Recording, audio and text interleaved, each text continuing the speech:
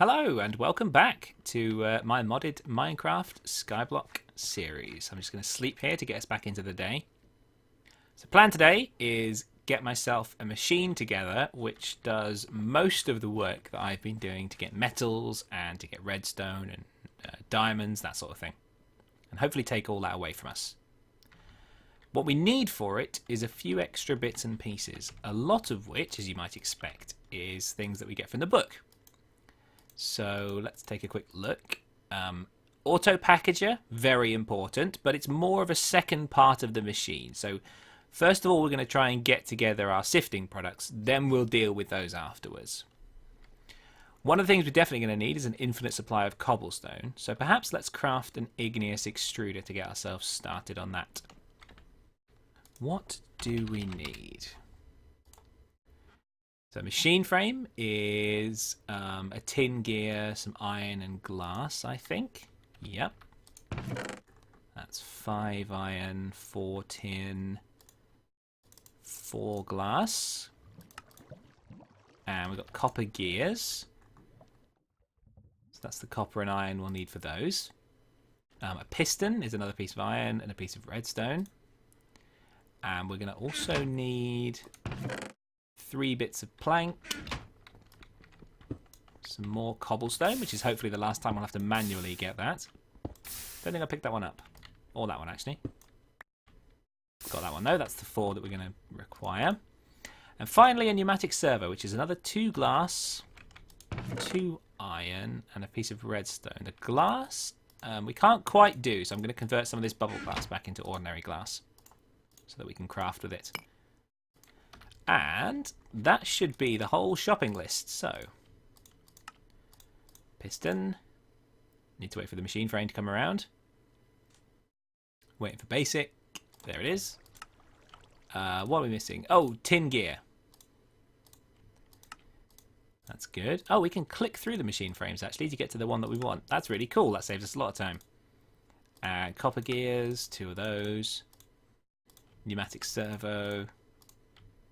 Put it all together. Igneous extruder.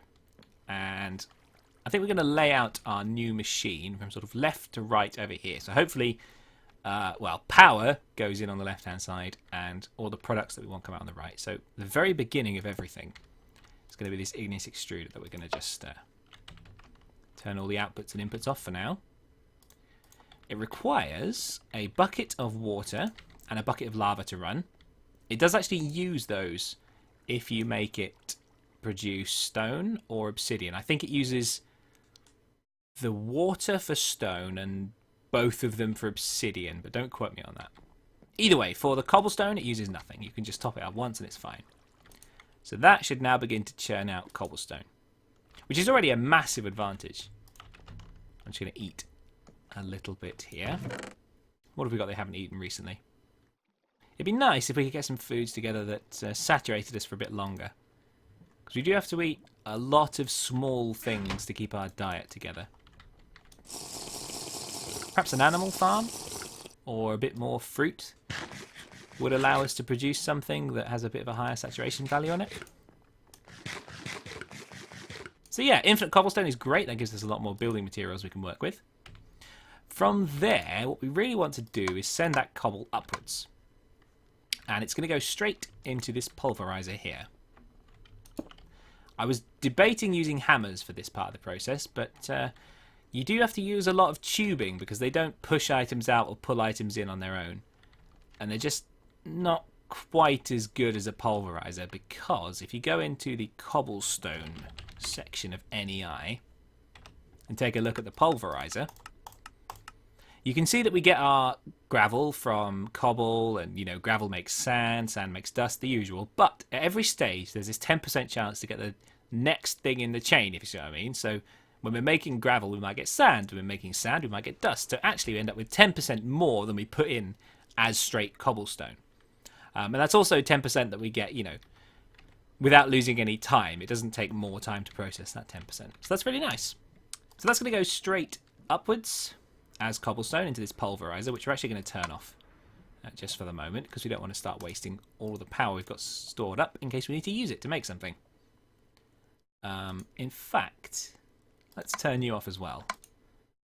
And just empty everything out for the moment. Cool. So from here is where it gets a little bit interesting, and I'm probably going to need some tubing and a few chests to show you what I have in mind. So first of all, I think we want to split our gravel 50-50. Some of it will come out of the right hand side, and some of it will go upwards. And the reason for that is that we want 50% of it to just be gravel straight out, which is going to come down to, I don't know, some sort of buffer chest or possibly even the sieves directly.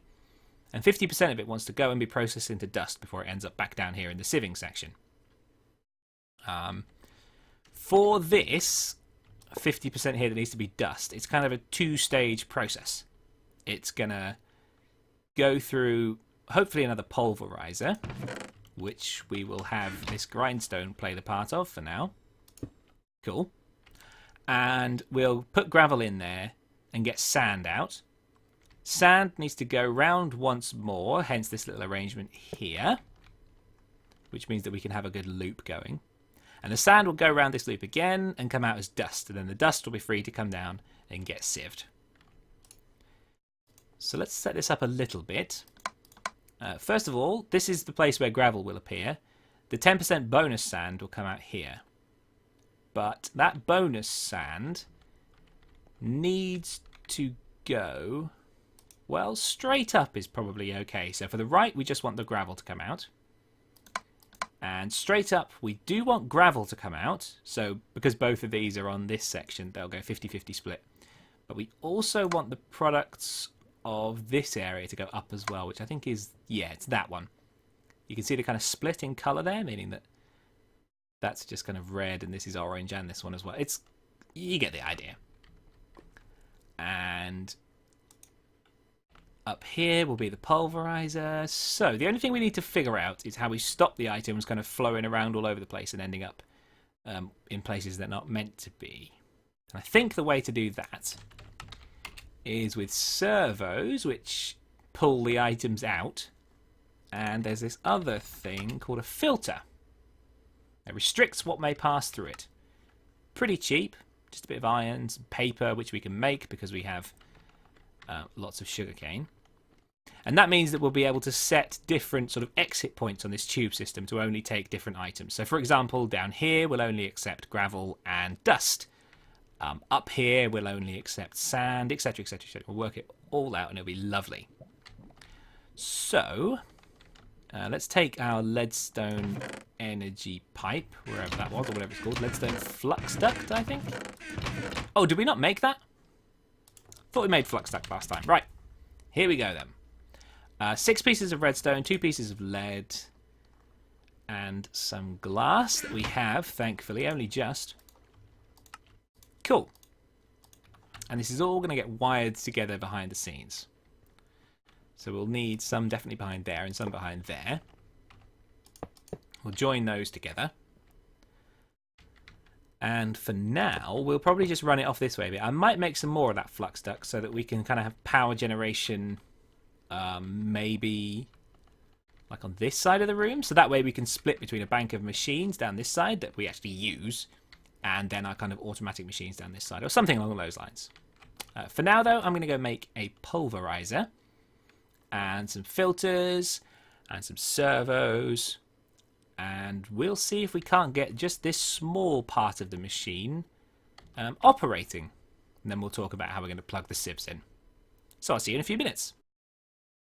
It was close, but I think we've got the parts. So I moved my power little production bit around here. I quite like this arrangement. Also means we can run a wire off in this direction, like I mentioned earlier. We have our second pulverizer up there. I built a bunch of filters and servos that we need to set up.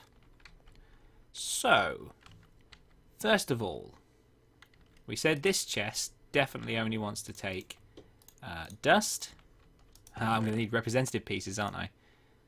Have I got any gravel? I don't think I do. Have I got sand? Yeah, I've got a piece of sand. Just need a piece of gravel then.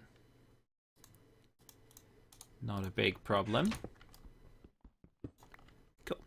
So this chest only really wants to whitelist, gravel, and dust. Cool. This here is an output, so that should block anything from coming out of it. But in my experience, unless you have a servo on there, even if it's not necessarily being used, because this pulverizer will push the stuff into the pipe anyway, it does mean that the backstuffing behavior can start, which means that if an item comes out of here, tries to go somewhere else and can't go anywhere, it'll come back and block the machine, which is important because otherwise you get a bunch of stuff bouncing around in these pipes. So even though we don't need a servo there, we're going to add one anyway, and we're going to do the same for the bottom of that machine too. We do need an actual servo to pull stuff out of this chest into the pulverizer. So for that one, we're just going to put it on ignored redstone, so that'll pump all of the time. So if, for example, some, what would end up in here? Gravel ends up in here, it'll get pulled out across and end up in this pulverizer. And that'll get pulverized. And that will get shot out. And the sand will end up back in there again. Amazing. So the final thing I'm going to do is put a filter on here. Because the only thing that should go round this loop... In fact, was that dust being made there? I think it was. I think the whole thing just kind of kicked into action. We should have some dust appear in here. Eventually. So the only thing that should end up... Oh no, it ended up in here. Fine. That's because we didn't have a filter on here. And what we want is a whitelist. Only sand should be allowed to go round again. Is there anything else we need to do? I don't think so. While I was away, I also took the liberty of making a couple of sieves.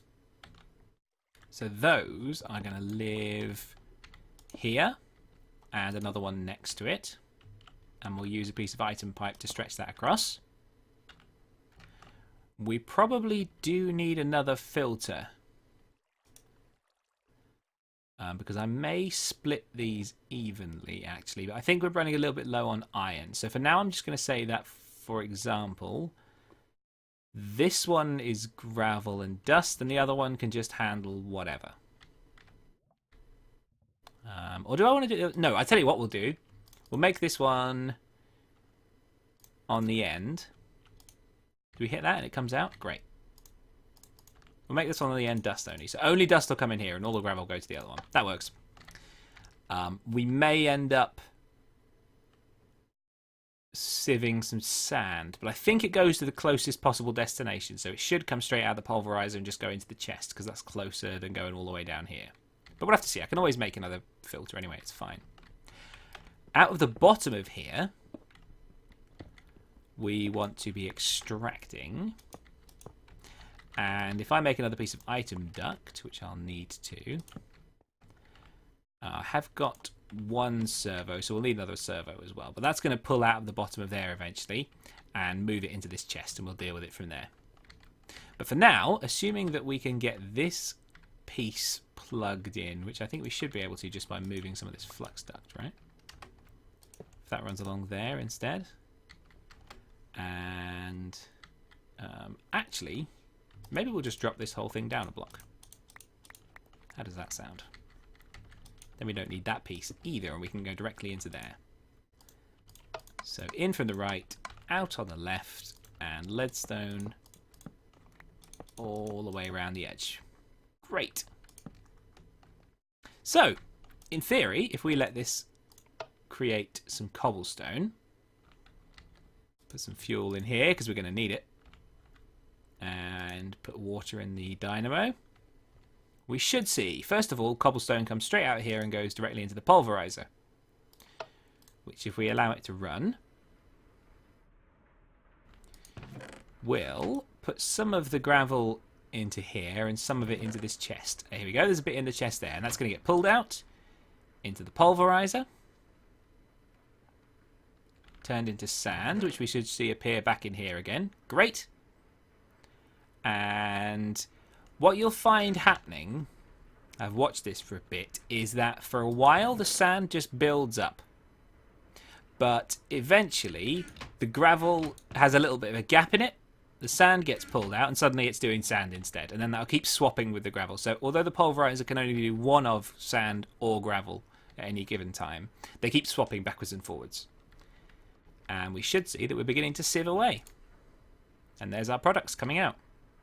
So as soon as I've created another servo and put a bit more item duct in down there, all of that will get pulled into the chest.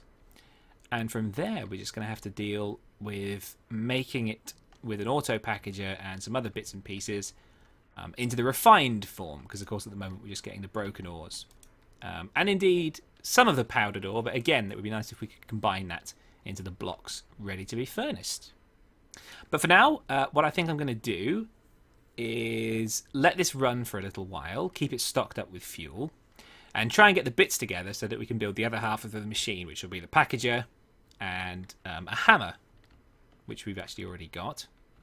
And the way that is going to work, I can show you it very quickly. We'll have to pretend that... Ooh, who wants to stand in for an auto packager today? You, maybe. You look okay. So this is going to be our auto packager. Remember, it takes things from the left, packages them, and puts them out of the right. So that's going to be another chest there. We're then going to bring the results of this into an automatic hammerer. And this is really cool, because if I just borrow a piece of duct from down here, because only things that can be hammered can be put into a hammerer, if we just tell this to pull anything out of the chest and put it into the hammer, only the stuff that can be re-hammered will be pulled through.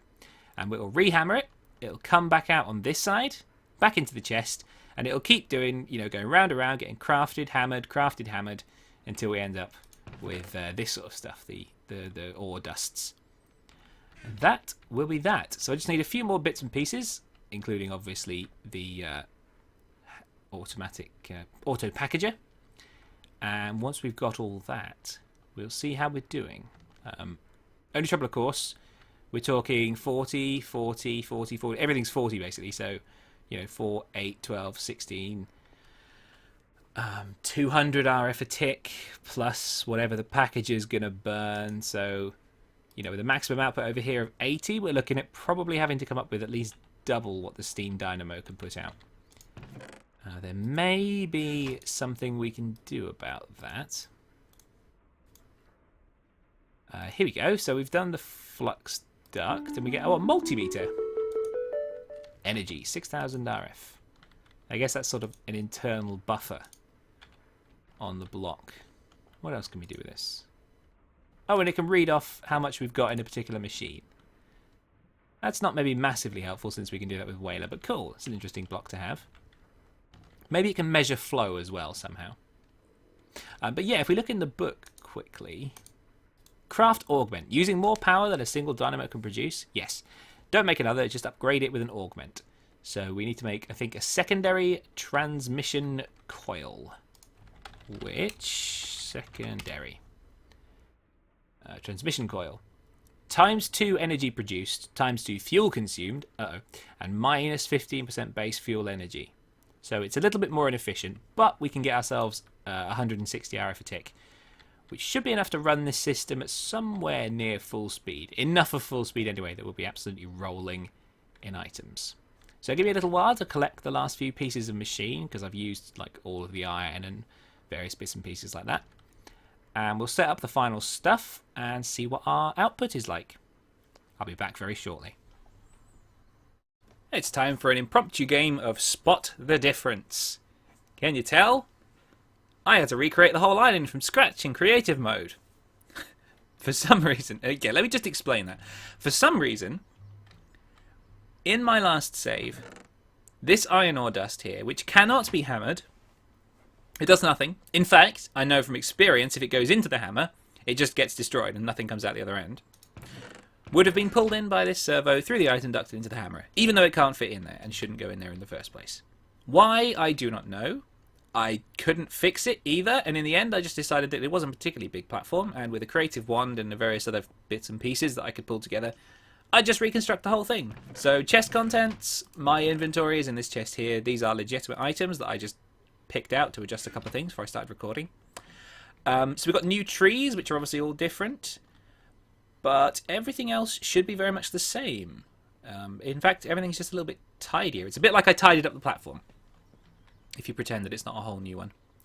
But the upshot is that I have done as I said I was going to do, and we are ready to go back into survival mode.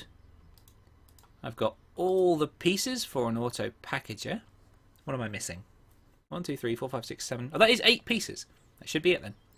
And we'll use a pick to clear the space for it. And I might even have a little bit of fuel ready just so we can spin the machine up for a few seconds and see how it goes. Without new sources of RF, this machine is going to... Oh, I'm still in cheat mode. Without new sources of RF, this is going to be a little bit tricky to run. We may have to kind of do a sort of turn it on, turn it off again kind of thing. What am I missing? A crafting table. Wow. Yeah, so we might want to kind of gate it, because I think I'm going to want my own machines, possibly down the other side, for when I want to craft stuff and need to process various bits and pieces. I can't really use one of those pulverizers over there because it's going to be in use. And we'll also pull the items out to goodness knows where. So we're probably going to want to split this power line. But for now, so the package is going to be there. We want it in 2x2 only mode, otherwise it'll start putting together stuff like... what would it form up? Lapis blocks, which wouldn't be the end of the world, but might be a bit weird.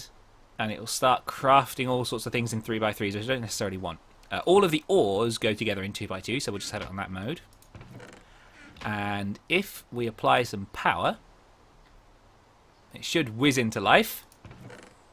And start packaging things. There we go. Ah, yes. Glowstone goes in a 2x2. We'll survive. I guess I could... No, I can't blacklist glowstone out of this system anyway, can I? Because it's just this chest. No, that's fine. It doesn't matter. What just got crushed? Copper ore. Great. So that goes around the system. Various other bits and pieces get hammered. These final dusts and the glowstone don't get pulled into the automatic hammerer, thank goodness. So, that, I think, is that machine. In lovely working order, if a little slowly. Let's see what we can do about power then, just before we call it quits for today. There was a quest somewhere in the quest book. I think I've got all of these quests back into the right place, but I'm not 100% sure. Oh, we did craft an auto packager, didn't we? Great. Tuberous flux capacitor. I suppose we'll probably hang on to that, actually. Never know when we might need some RF and all the batteries are flat. So, craft augment. This was it. Yeah, and using more power than a single dynamo, etc, etc. Secondary transmission coil is redstone transmission coil, which is a silver coil, 4 copper and a bit more redstone. So let's take a bunch of redstone out of this chest here. Some silver, some copper, and we should be able to put that together fairly easily. Need to make the coil first, of course. Good. So that's going to give us our double energy produced, but double fuel consumed as well, which is probably going to hammer through that fairly quickly, I would have thought. Let's take a little bit more fuel over here, but realistically we're going to have to do something about that. We've got an augmentation slot with something already in it. Oh, redstone control. Fine, so I guess if we take that out, we can no longer turn this off. Which may not be the end of the world, actually, but we don't need a free slot just yet, so we won't worry about it for the moment. So that should put us up to 160 RF a tick, but it's absolutely murdering the fuel, I'd imagine. Let's see, so this is burning down. Yeah, that's visibly eating like 1 charcoal every few seconds. What do we get as a reward? A secondary gearbox. What does that do? Fuel efficiency. Plus 10% base fuel efficiency. Oh, that's cool. That'll give us a little bit of a refund then. Whether that slows the usage or just gives us more power. Oh, it's must be slows the usage because we're getting the same amount of power, 160. So that's still not going to charge this less than energy cell because, as we know, this setup pulls like 200 plus the packager. So it's actually quite hungry. But we can see this chest is nicely being chipped away at. We'll obviously have a little bit of the different powdered and brokens and whatever kicking around in here because they're waiting to be formed into full pieces. But hopefully before too long, for example, yeah, that powdered copper ore will be packaged up, zip over here, and it's ready to be cooked into ingots whenever we need it. Very happy with that. Very happy with the power situation now we've got that sorted out. I may build another energy cell so that we can gate power left and right and possibly put together some of my own machines. But I think possibly what we need to look at next episode is the final piece of big machinery that we need just at this exact moment. And that will hopefully be... what's it called? A harvester from Mine Factory Reloaded. So this will automatically chop down trees. And in conjunction with something like a planter, which should be fairly simple to make, I hope, as well, we'll be able to have a machine that plants saplings, waits for the trees to grow, chops them down. We'll feed all of the wood through a furnace and pipe it directly into storage and our steam dynamo. So hopefully we can build a farm that will supply at least this dynamo, if not another one or two, and really sort out our power generation for a long time to come yet. Eventually, we'd like to use big reactors to go nuclear, but that's not going to be for quite some time, I would imagine. The only stumbling block on that particular journey, I think, will be these plastic sheets, which are raw plastic, and come originally, if you don't melt down a ruler? Plastic bag? What on earth is a plastic bag? That's cool. I'll have to make one and just find out. Originally comes from these rubber bars, which come from raw rubber. And yes, a sawmill does produce that, but you also get it just for punching down rubber trees. But can you tell the stumbling block? We don't have a rubber tree. And I don't think I've even got a sapling for one. Jungle and acacia and all sorts of things. Can we craft one, possibly? Nope. Oh, I love these, by the way. Sacred, Mega, and Sacred, like the stupid, crazy ones. They're huge rubber trees. Like, the Sacred is pretty big. The Mega is, we're talking chunks by chunks. It's huge. You could live in it. You could live on top of it. We could probably put this whole skyblock on the top of one of those trees and still have plenty of room for expansion. Which would be kind of cool, to be honest. But I don't know really how you get one in this situation. I think they just eventually drop from cutting down rubber trees. But yeah, so between now and next episode, what I will try and do is find out where rubber saplings come from and have a think about how we can get that sorted out. I'll obviously keep chopping trees down and producing charcoal to keep this machine online for as long as possible. It's obviously already eaten all of that charcoal we had before. We will get a little bit of coal out of the machine itself, which I guess we can use to self-fuel a touch. And next episode then, we'll try and set up, I hope, some sort of automated farm which will supply us with all of the wood and charcoal and other bits and pieces that we need. There may even be a use for the saplings that we'll get. I suppose worst case scenario we could probably burn them, although they wouldn't last very long. But now that we've resolved our problems with the hammer, which has eaten quite a lot of my time to be honest, and now that we have got basically infinite metals and gemstones as long as we can keep the power on, I am exceedingly happy with how this skyblock is turning out. And I can't wait to crack on and really get involved and build, you know, more machines, more stuff, better stories. There's still plenty and plenty of mods that we haven't even talked about or thought about using yet. And I can't wait to get involved. But until the next episode, I will keep an eye on everything and I'll catch you then.